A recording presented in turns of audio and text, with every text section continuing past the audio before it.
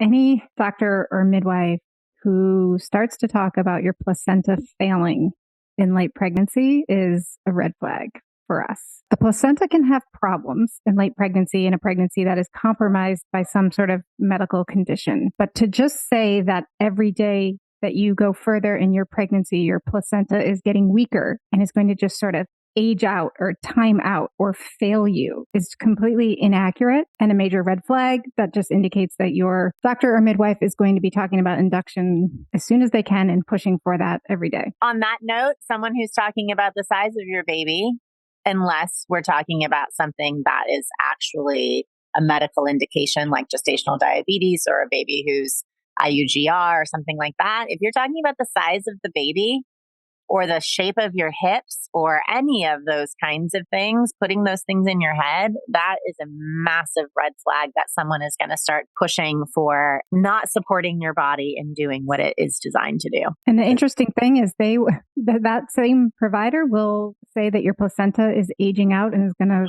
fail at the same time that they're telling you that your baby's getting too big. It's just a complete illogical contradiction, right? If your placenta is not working, your baby's not growing.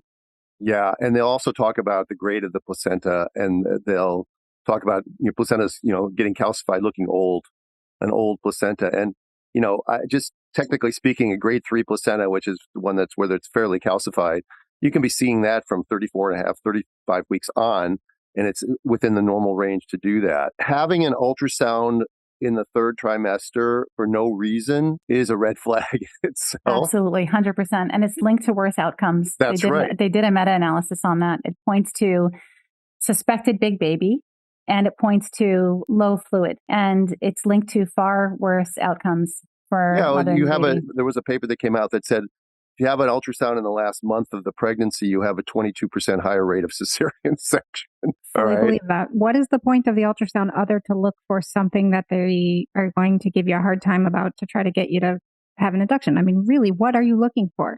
It's routine, guys. It's routine. That's the problem with routine. So failing placentas, aging placentas, thinning placentas, calcifying placentas, all of that in the absence of some sort of underlying medical condition where your placenta truly could be compromised because of your complication in pregnancy, major red flag.